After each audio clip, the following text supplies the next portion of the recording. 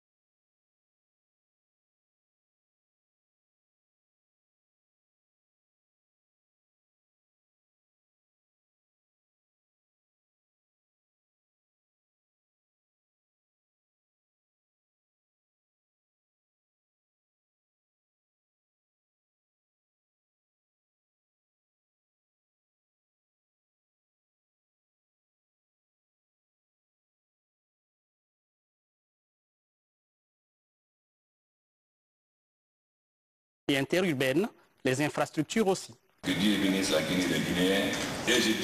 En accédant à la magistrature suprême en 2010, Professeur Alpha Condé promet une nouvelle ère pour la Guinée. 8 ans après, la parole politique se concrétise. Sur le plan diplomatique, par exemple, le pays sort de son isolement. Les multiples voyages du président ont un seul but: établir une dynamique de coopération avec d'autres pays et trouver des investisseurs potentiels pour exploiter les nombreuses richesses minéralières du pays. Aujourd'hui, les relations bilatérales avec tous les grands pays du monde sont denses et rythmées par de nombreuses rencontres. Sur le continent, la coopération sud-sud est intensifiée, notamment avec le Maroc, un royaume qui entretient avec la Guinée des relations d'une constance exemplaire. La Guinée devient ainsi une destination prisée par les hommes d'affaires du monde entier, dans un pays où tout reste à faire et à refaire. La Guinée, terre d'investissement, reste le mot d'ordre des autorités publiques. Le pays a de quoi séduire les investisseurs avec son potentiel. Une opération de séduction est alors lancée par le président de la République pour développer les secteurs prioritaires de développement, comme l'agriculture, les travaux publics, l'énergie, l'eau, la santé, l'éducation. De grandes réformes sont également engagées pour restaurer l'autorité de l'État, intensifier la lutte contre la corruption et l'impunité, renforcer les acquis démocratiques et garantir les droits de l'homme dans le pays. Des grands chantiers qui s'accompagnent d'une amélioration du climat des affaires. La Guinée se trouve ainsi dans le top 3 des pays réformateurs de la sous-région, dans le classement du rapport Doing Business 2019 de la Banque mondiale. 152e sur 190. C'est le meilleur score du pays depuis les 15 dernières années. Les autorités, sous la direction du professeur Alpha Condé, se fixent le défi de faire une progression de plus de 50 places à l'horizon 2020.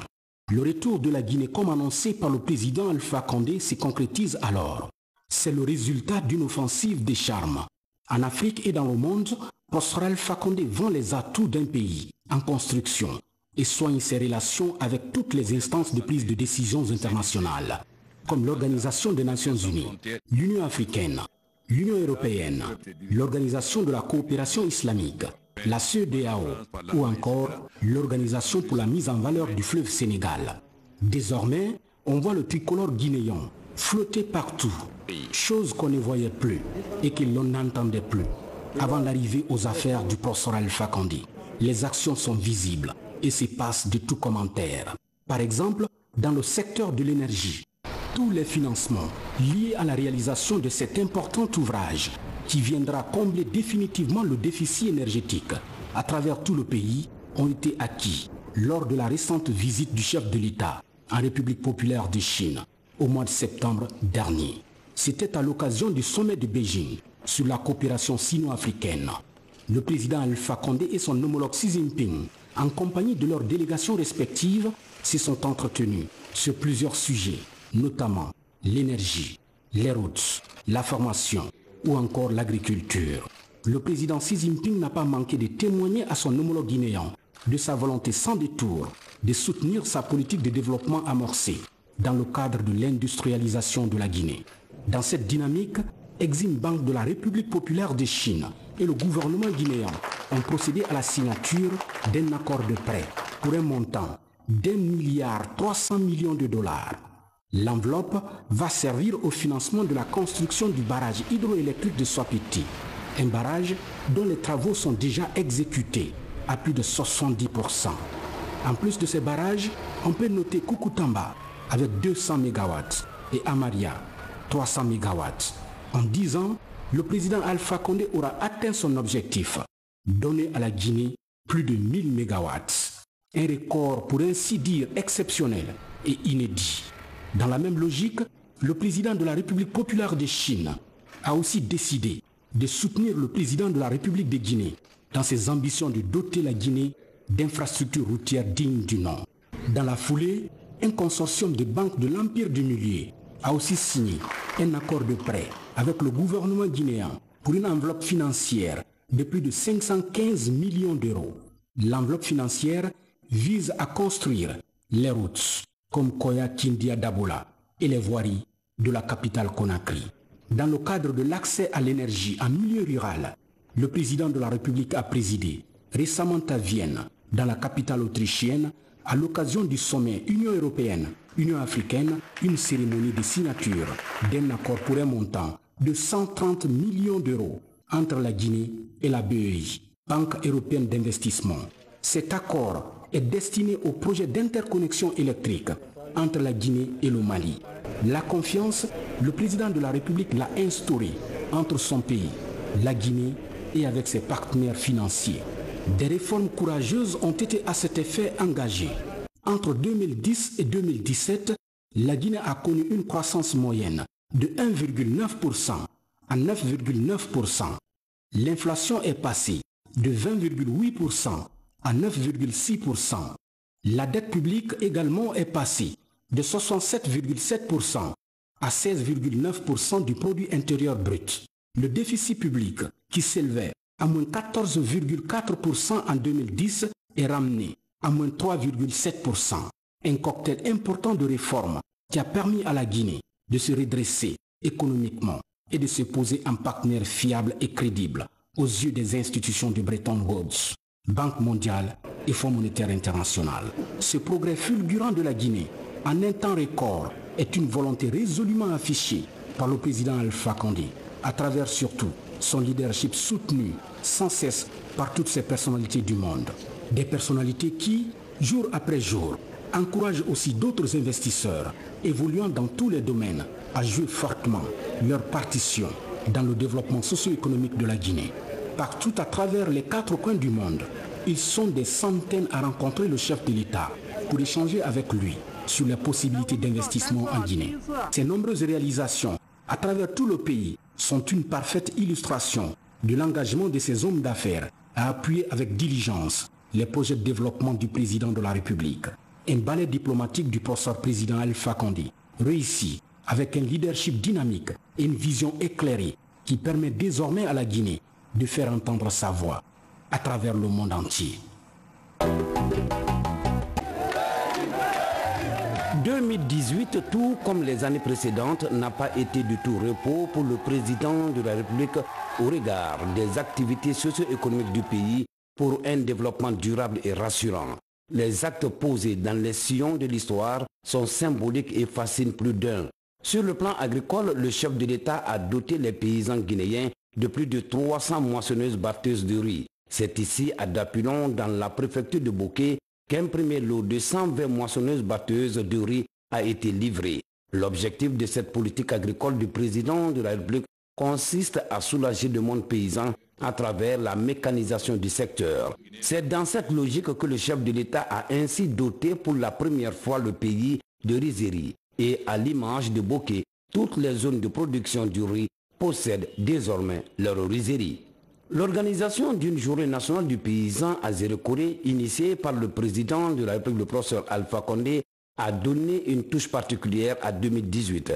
Ici, à Zérekoré, l'accent a été mis sur les efforts du président de la République, le professeur Alpha Condé, dans le cadre de l'appui au secteur agricole. Il s'agit pour lui de développer l'agro-industrie en vue d'une meilleure croissance et plus de productivité. Par ailleurs, la région de la baie, zone d'élevage par excellence, a abrité au cours de l'année 2018 la première journée nationale de l'élevage. Plus de 280 groupements d'éleveurs pour 6 796 adhérents et 115 groupements apicoles pour 2 189 adhérents. L'année qui s'achève a prouvé incontestablement la volonté du président de la République à tenir sa promesse.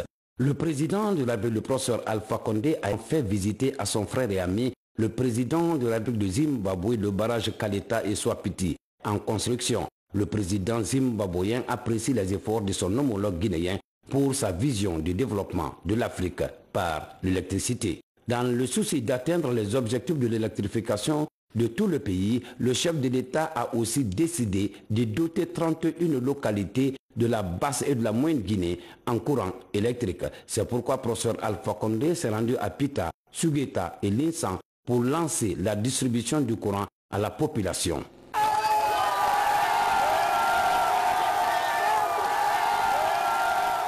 L'année 2018 a été une occasion pour le président de la République d'être plus près des populations à travers des inaugurations ou des poses de première pierre d'infrastructures d'intérêt national. Entre autres, plusieurs centres de traitement des maladies à potentiel épidémique, la direction des laboratoires et du centre de formation continue en biologie, des écoles, des arts et métiers, des centres d'autonomisation des filles et femmes, ainsi que les centres informatiques. Aussi, des visites de chantier étaient au programme du président de la République cette année, parmi lesquelles l'université Gamal Abdel Nasser, l'université de l'Abbé ou encore l'hôpital de Donka et plusieurs unités industrielles. Dans le pays profond, le président de la République, le professeur Alpha Condé, s'est rendu dans les 4 régions naturelles du pays. Le professeur Alpha Condé a procédé à l'inauguration de plusieurs infrastructures administratives, socio-économiques et éducatives.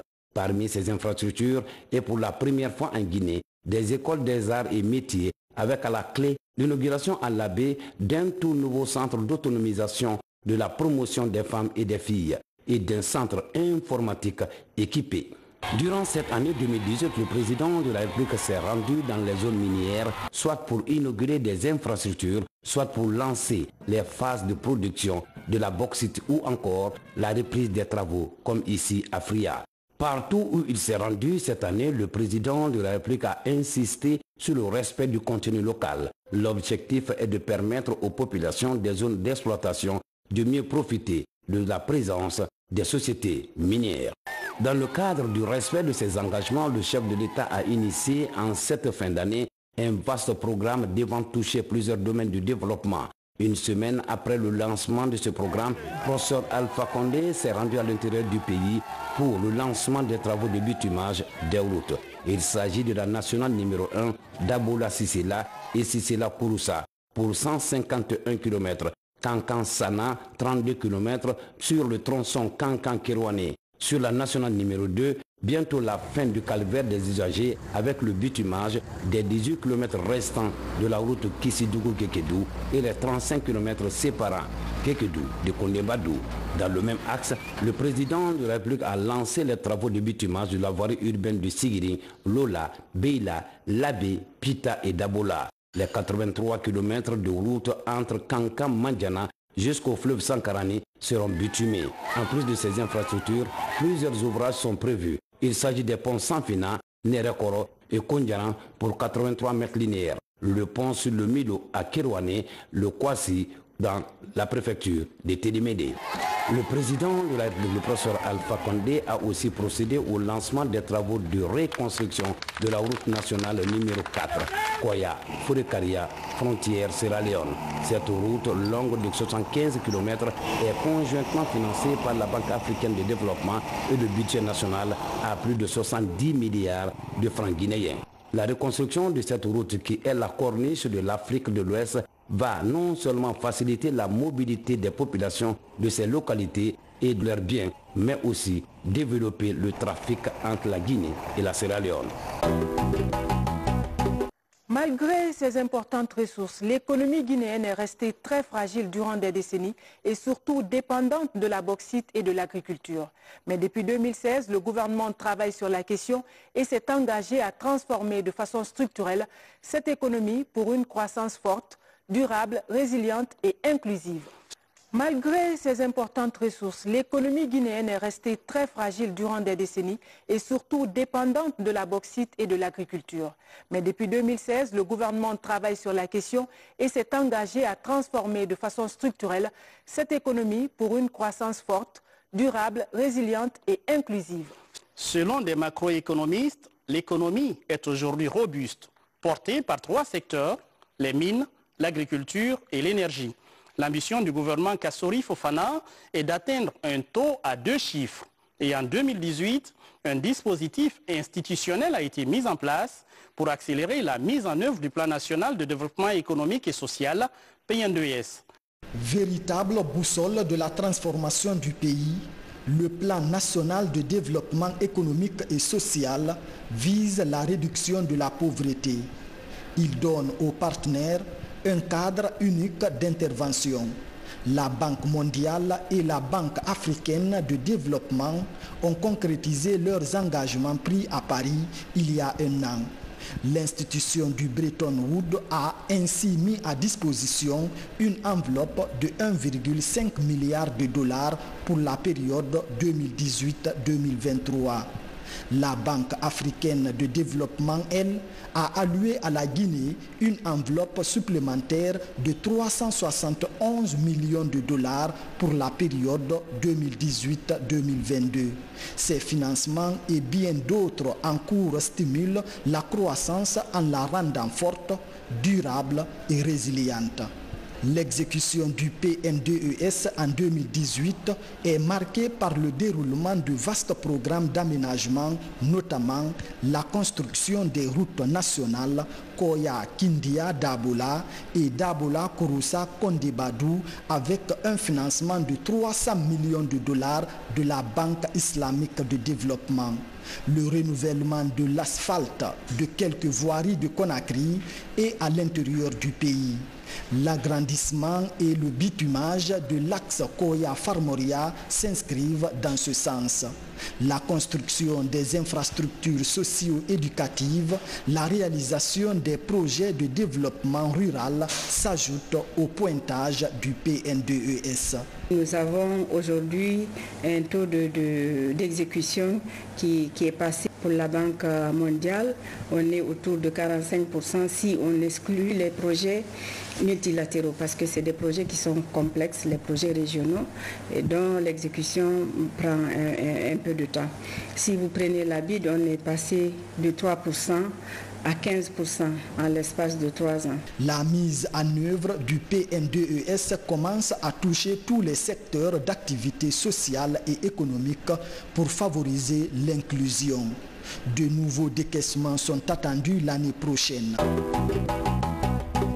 Malgré un premier semestre perturbé par les revendications sociales, salariales et politiques, les perspectives économiques demeurent favorables en Guinée.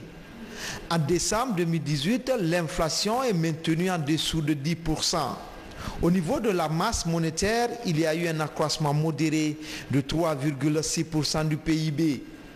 Les créances accordées au secteur privé ont augmenté de 13,5%. Parallèlement, les réserves de change ont continué à se renforcer avec un accroissement de 14,3% à fin juin 2018. Au niveau des finances publiques, à fin juin 2018, les objectifs ont été réalisés à hauteur de 104,6%, tandis que les prévisions de dépenses n'ont été exécutées qu'à hauteur de 70,4%. Pour améliorer et sécuriser les recettes, des circuits de paiement sont informatisés, comme ici à la Direction nationale des impôts. Mais la balance commerciale du pays est déficitaire de plus de 621 milliards de francs guinéens, soit moins de 0,6% du PIB en fin juin 2018. La bauxite et autres produits miniers sont dominants dans les exportations. Après adoption du projet de budget révisé, les grandes masses de la loi des finances rectificative et à plus de 19 milliards en volet dépenses et plus de 16 000 milliards en volet recettes. Le budget de 2019 mettra un accent particulier sur le développement rural. Les performances économiques continuent d'être solides et favorables. La croissance réelle projetée en 2019 est de 5,9%. Une croissance qui pourrait passer à 6% à travers l'augmentation des investissements dans les mines et les infrastructures, l'augmentation des exportations, la stabilité de l'environnement macroéconomique et la mise en œuvre des réformes structurelles favorables. Tout un défi. Pour permettre aux populations de bénéficier des retombées de cette croissance, une agence nationale de financement des collectivités locales sera opérationnelle. Place maintenant aux mines, à l'énergie, l'agriculture. 3 secteurs porteurs de croissance qui pourraient faire de la Guinée un pays émergent. La machine est en marche pour une meilleure utilisation de ce potentiel immense et diversifié.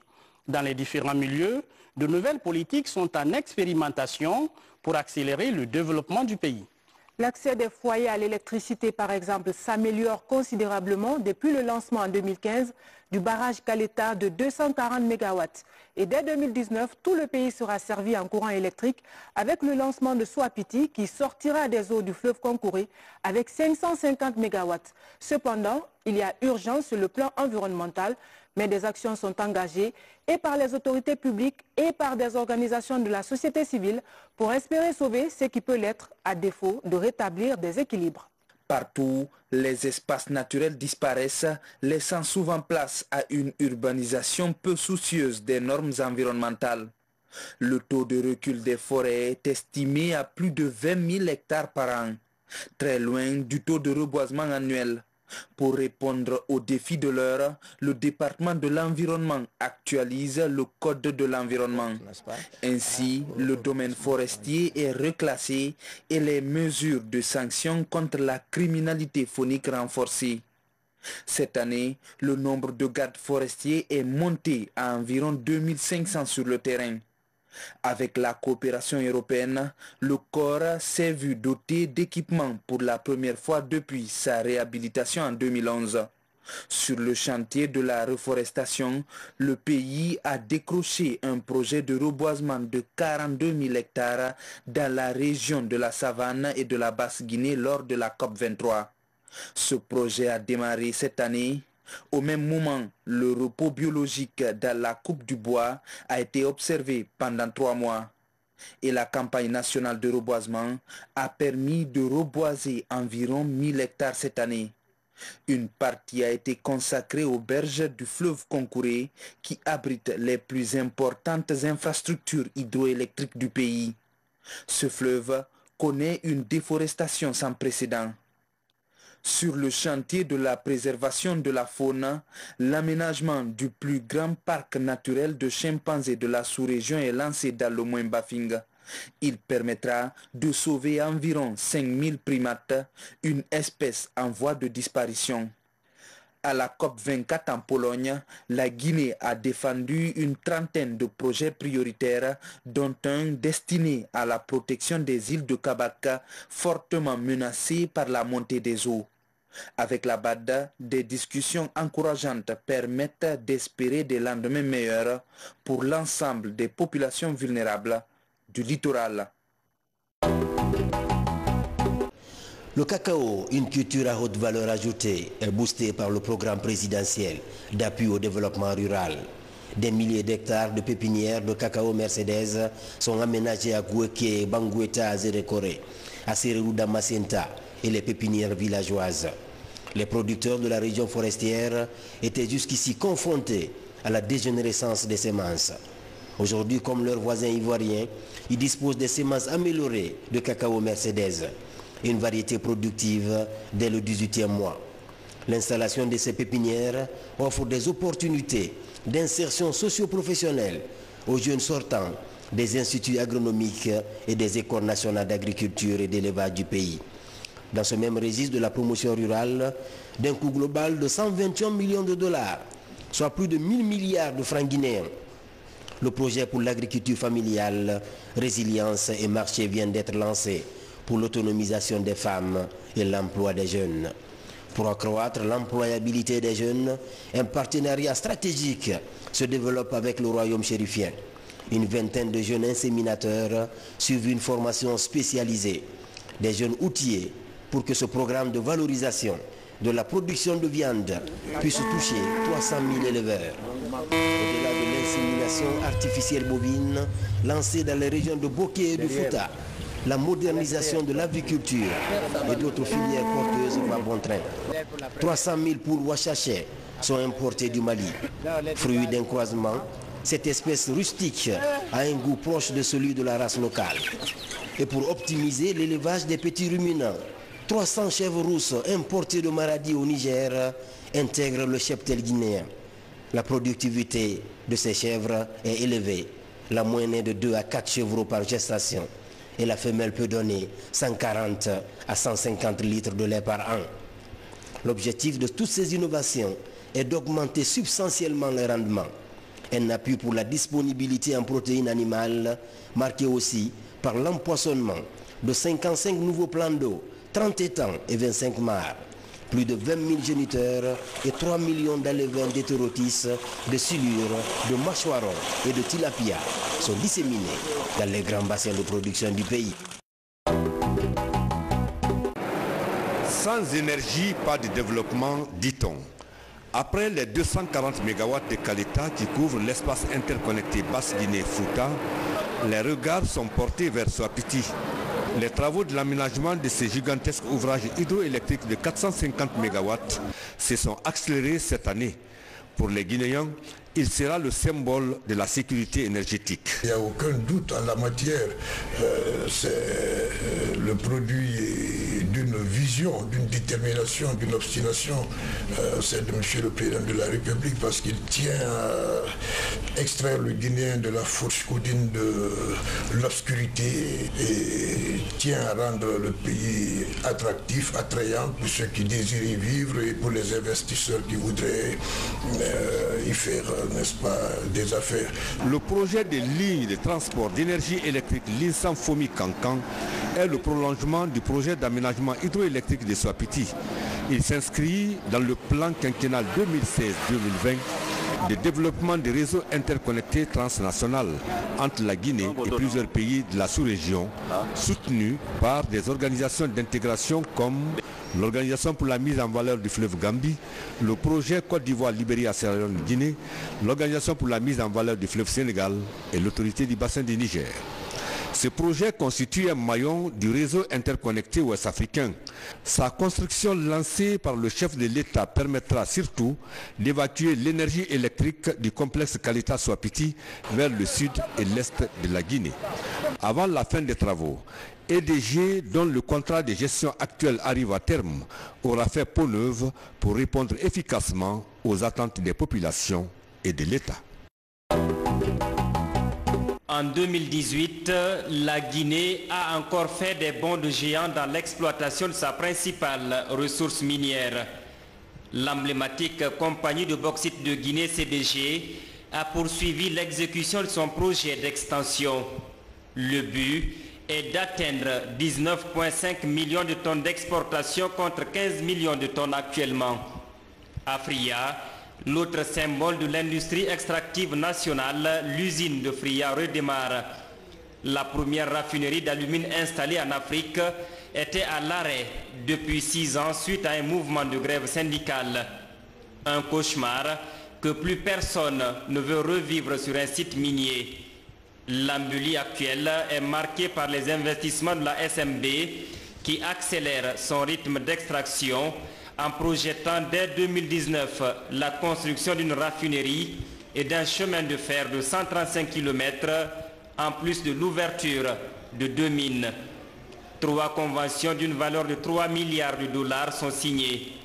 Au bord de la Fatala, Bel Air Mining entre en production et commence à impacter le développement local, tout comme le projet Guinea Alumina Corporation importe de Chine le plus gros appareil minier du nom de récupérateur empileur.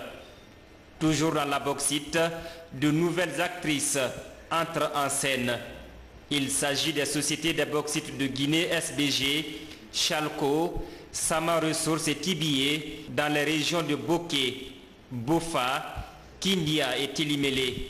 Pour mutualiser les infrastructures d'exploitation, le projet d'interconnexion ferroviaire des sociétés minières dans la zone de Bokeh avance. L'expertise guinéenne dans l'activité minière est appelée à servir l'Afrique. Le pays est désigné par l'Union africaine pour abriter le Centre africain de développement minier. Chapitre politique. Pour de nombreux observateurs de l'actualité nationale, c'est ce qui a surtout concentré l'attention en 2018. L'un des événements marquants de l'année qui s'achève reste la nomination au poste de Premier ministre de l'économiste Dr Ibrahima Kassori Fofana. À 64 ans, c'est le 3e chef de gouvernement du président Alpha Condé. Sa nomination intervient dans un contexte social assez tendu, marqué notamment par une série de grèves et de manifestations organisées par le syndicat de l'éducation et par l'opposition. L'année n'a pas été que noire dans ce domaine. Conakry a aussi vibré au rythme du 2 octobre lors de la commémoration des 60 ans de l'indépendance de la Guinée. Un anniversaire célébré comme il se doit, avec une belle brochette de chefs d'État africains et une parade inédite de l'armée. Sur sa page Facebook, juste au soir de la célébration, le président Ali Bongo Ondimba, à peine rentré au Gabon, décrit l'ambiance de la célébration.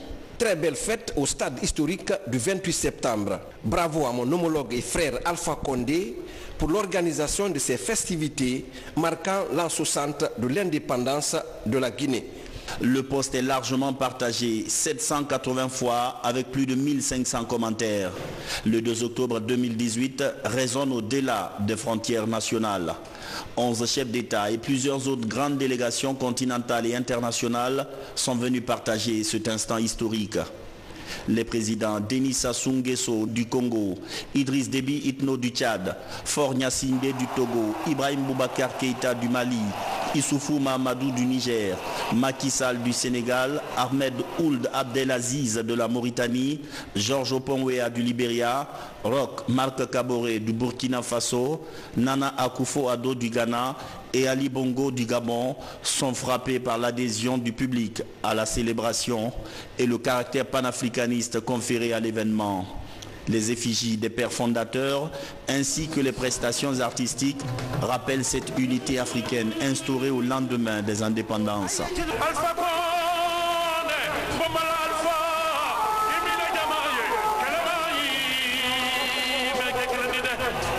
Pour la première fois sous la Troisième République, Conakry accueille de telles festivités. Défilé des différentes structures socio-professionnelles et du corps militaire et paramilitaire jusqu'à cette image, le coup de cœur de la célébration.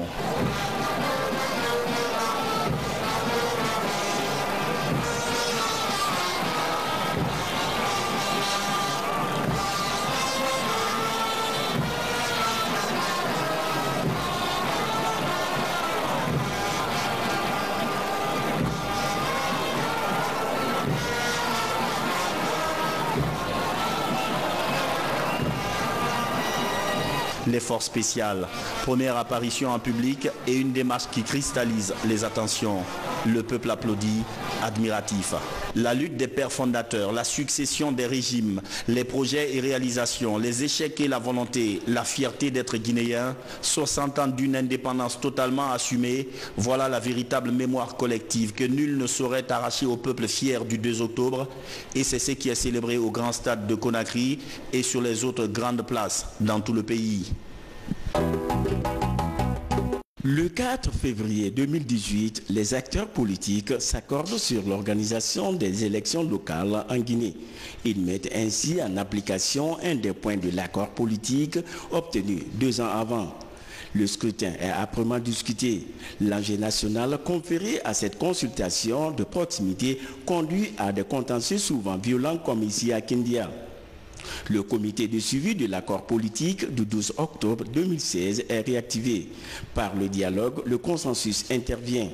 Les camps lâchent du lest, l'installation des conseils communaux a lieu au compte-gouttes. Sur 342 collectivités, les exécutifs communaux sont installés dans 328. Parmi les 14 communes restantes, Matoto. Les 45 conseillers de la plus grande commune du pays doivent reprendre l'élection du maire. L'UFDG et le RPG revendiquent déjà la victoire avec vigueur à l'issue des 2 premières tentatives. Mais ces élections ont surtout révélé la percée des candidatures indépendantes. Comme symbole, la commune de Kaloum, siège du pouvoir et quartier des affaires du pays, est remportée par Mme Aminata Touré du mouvement Kaloum Yigui. La femme d'affaires et fille du premier président de la République a devancé toutes les formations politiques. La même situation est observée dans des communes urbaines clés comme Beila, Farana et Boufa. Pour des élections futures apaisées, la Commission électorale nationale indépendante CENI, soucieuse de la crédibilité et de la transparence des opérations, bénéficie de l'audit du fichier électoral biométrique. Une commission technique d'experts a présenté son rapport final. La plupart des imperfections du fichier sont corrigées à la satisfaction de tous les acteurs. Nous venons d'achever les élections communales. Donc c'est à mi-parcours que l'audit se fait. une façon pour les uns et les autres de se rassurer. Donc c'était fortement attendu. Mais aujourd'hui, Dieu merci, c'est totalement acquis. Il aura fallu le 5e dialogue politique interguinéen pour atteindre ce cap. C'est dire que l'idéal démocratique découle du dialogue et de la concertation permanente. Pour la 2e année consécutive, l'Assemblée nationale organise le débat d'orientation budgétaire de son histoire. Cet exercice de participation dans la gouvernance économique vise à assurer la transparence financière et à impliquer en amont les élus du peuple, la société civile et le secteur privé à l'élaboration du projet de loi de finances initiale.